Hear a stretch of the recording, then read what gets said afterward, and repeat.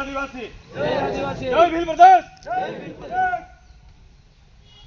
જ્યારે ભીલના નામ પર ભેગા થયા હોય ત્યારે એક વાત ચોક્કસ કહેવાની થાય કે આ કાર્યક્રમ કેમ શું કામ ભેગા થયા, કઈ એવી વસ્તુ છે આપણને અહીંયા આ કાર્યક્રમ કરવા માટે ખેંચી લાવી છે।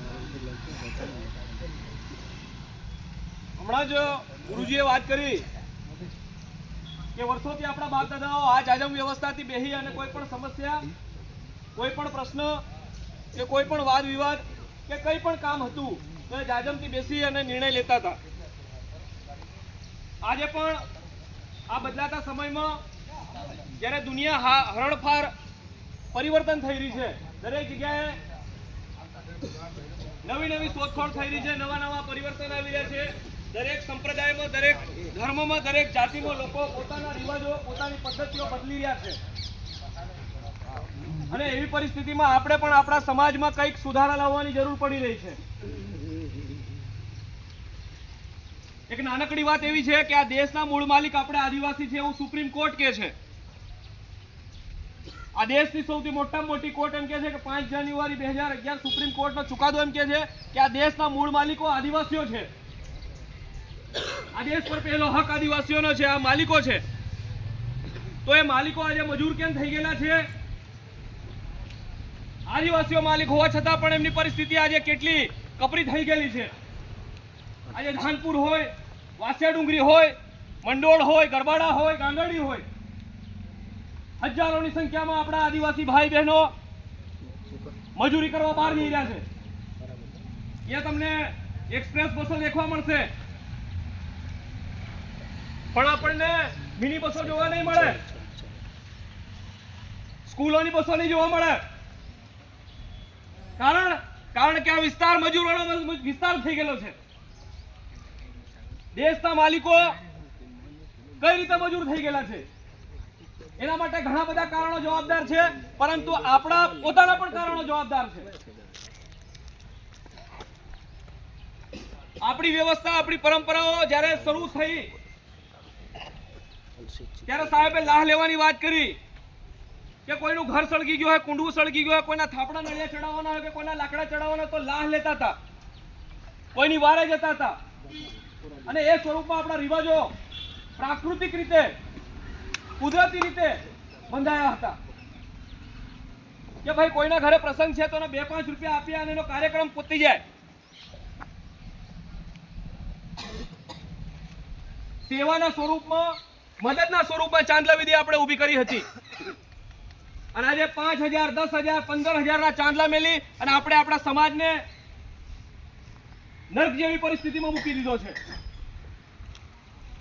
એવા ને એવા ઘરેણાની વાત કરીએ, અત્યારે 3-3, 4-4 લાખ રૂપિયા ચાંદીના, સોનાના વધી ગયેલા છે અને એ ઘરેણા લીધેલા આપણી જોડે રહેતા જ નથી। એક વર્ષની અંદર આપણે કાં તો ગીરવી મૂકી દઈએ, કાં તો એને ડૂબાડી દઈએ, કાં તો વેચી દઈએ છીએ, કારણ કે દેવું કરીને લીધેલું ઘરેણું ક્યારે ઘરમાં ટકતું નથી।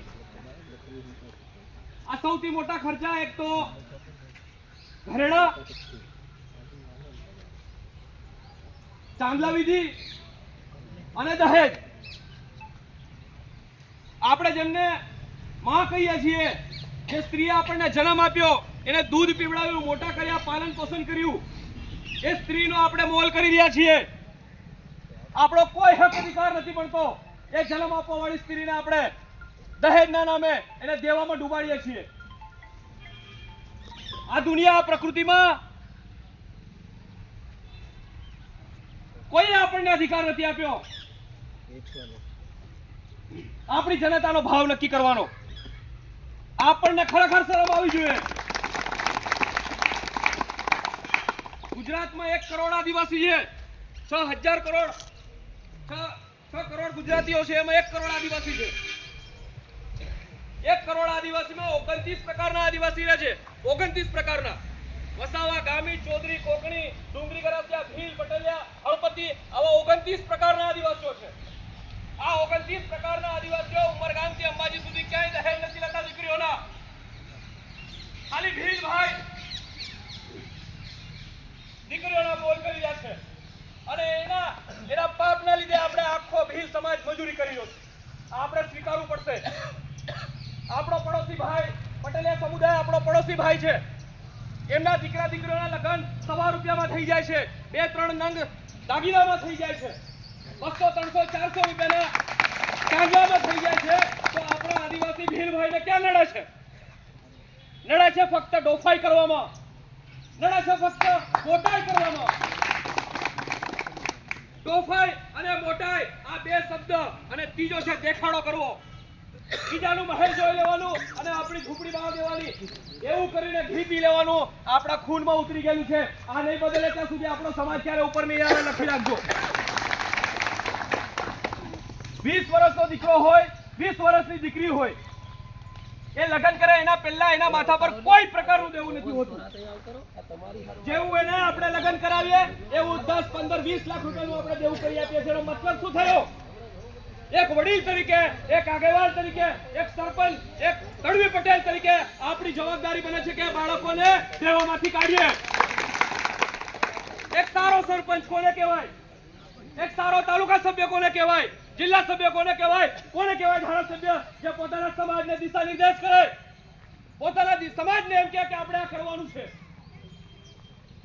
જ્યારે હાલ ફિલહાલમાં આખા ગુજરાત, આખી દુનિયા, આખા ભારતમાં પોતે પોતાના રિવાજોમાં, પોતાની વ્યવસ્થાઓમાં, પોતાના ધર્મ જાતિઓમાં પરિવર્તન લાવતા હોય તો આપણને શું નડી રહ્યું છે? જ્ઞાનીબેન ઠાકોર હોય, કુંવરજી બાવળિયા હોય, અલ્પેશ ઠાકોર હોય, એ ઠાકોર સમાજ હોય, પાટીદાર સમાજ હોય કે આપણો પડોશી ભાઈ પટેલિયા સમુદાય હોય, આ લોકો પોતે બંધારણમાં સુધારા કરતા હોય, લગ્નના, મરણના, જન્મના રિવાજોમાં અતિશયોક્તિ થઈ ગયેલી છે, એના અંદર સુધારા લાવતા હોય તો આપણે કેમ નહીં? આપણને શું નડે છે? પેઢી દર પેઢી આપણા બાળકો મજૂરી કરી રહ્યા, કાળી મજૂરી કરી રહ્યા. આપણી મા બેન દીકરીઓ ઠંડીમાં, વરસાદમાં, તડકામાં રઝળતી રીતે કામ કરી રહી છે અને એના બાળકો પણ મજૂર થઈ રહ્યા છે. આપણે સમજવું પડશે, સ્વીકારવું પડશે. આપણે જીવન જીવી લીધું છે, આપણા બાળકોનું જીવન આપણે નક્કી કરવાનું છે. પેલા લઈ રહ્યા એટલે અમે લઈ લઈએ, ઈહો લીધું એટલે અમાર લેવાનું. આવી ટોફાઈમાં, મોટાઈમાં અને દેખાડામાં આખા ભવિષ્યનું, આખા સમાજનું અંધારામાં આપણે નાખી રાખીએ. દીકરો પણ પરિણામવાનું છે, દહેજ આપવાનું પણ થશે, દહેજ લેવાનું પણ થશે. તો ના લઈએ તો શું વાંધો? ક્યાં કોઈ મરી જાય છે? ક્યાં કોઈ મરી જાય છે? આ દેશના મૂળ માલિક હોવાના નાતે આપણે તો આ આખા દેશમાં ટોપ પર હોવા જોઈએ, ટોપ પર. આ દાહોદ જિલ્લો, આ ગરબાડાના ધાનપુર તાલુકો શિક્ષણમાં સૌથી છેલ્લો છે, આખા ગુજરાતમાં છેલ્લો છે. 60.60% સાક્ષરતા દર, સૌથી વધારે ડ્રોપ આઉટ રેશિયો, બાળકો શાળા છોડી દેવાનું પ્રમાણ આપણે ત્યાં છે.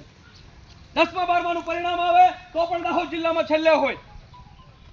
સૌથી વધારે મજૂરો આ દાહોદમાં છે, સૌથી વધારે ગરીબી પણ આ દાહોદમાં છે. સૌથી વધારે કુપોષિત આખા ભારતમાં બીજા નંબરનો જિલ્લો આપણો છે, બીજા નંબરનો. આ અનેક પ્રકારની સમસ્યાઓથી આપણે ઘેરાયેલા છીએ. એક દીકરા દીકરીને 15-20 લાખ રૂપિયાનું દેવું કરી અને આખી જિંદગી આપણે એને નર્ક જેમ બનાવી દઈએ છીએ. એના માટે આપણે જવાબદાર છીએ. આપણે તો જીવન જીવી લીધું છે. આપણે આવનારા પેઢી માટે, આપણા સમાજ માટે, આવનાર ભવિષ્ય માટે સુધારા કરવાના છે. ગરબાડા વાળા કરે કે નહીં કરે, ધાનપુર વાળા કરે તો શું વાંધો? પાટીદાર સમાજમાં તમે મધ્ય ગુજરાત ચરોતર વિસ્તારમાં જઈને જુઓ, 51 ગામ, 52 ગામ, 22 ગામના સમૂહ બનાવ્યા છે એમણે કે અમારા 52 ગામમાં એક જ નિયમ લાગુ રહેશે. એ બીજા કરે કે નહીં કરે, અમે અમારા વિસ્તારમાં અમે આ જ નિયમ લાગુ કરીશું. તો ધાનપુર તાલુકો હોય, ગરબાડા તાલુકો હોય, જ્યારે સમાજ અને લોકો જાગૃત થાય તો તાલુકા માટે પણ નિયમ બનાવી શકે. કેમ નહીં બનાવી શકે? દરેક પ્રકારની સમસ્યાઓથી પીડાઈ રહ્યા છે અને સમસ્યાઓના સમાધાન માટે આપણે આપણા વિસ્તારમાં સુધારા વધારા લાવવા પડશે. એમાં સરપંચ હોય, તાલુકા સભ્ય હોય, જિલ્લા સભ્ય હોય, ધારાસભ્ય હોય, સાંસદ હોય કે મંત્રી હોય કે તડવી પટેલ હોય, પૂજારા હોય, એ બધાએ પોતાની જવાબદારી સ્વીકારવી પડશે. એક યુવાન હોવાના નાતે આ ગરબાડા ધાનપુરની ધરતીનું ખૂન અને માટીનું બીજ હોવાના નાતે હું એક વાત હંમેશા યાદ દેવડાવવા માંગુ છું કે અમે આવનારી પેઢી, અમે યુવાનો તમારા તરફ આશાની કિરણથી જોઈ રહ્યા છીએ કે વડીલો, લગન નક્કી કરવાના હોય, સુધારા વધારા કરવાના હોય તો જવાબદારી અને સત્તા તમારી જોડે છે. અહીંયા પાળિયા નાખ્યા છે, અહીંયા દેવ બિહાડ્યા છે. રાણા પૂંજા ભીલ આ દેશ માટે બલિદાન આપ્યું એટલે એના પાળિયા નખાય છે. આપણે પણ સુધારા કરવા પડશે સમાજ માટે. તે દિવસે ગામમાં આપણા નામના પાળિયા નખાશે, એમને નહીં નખાય.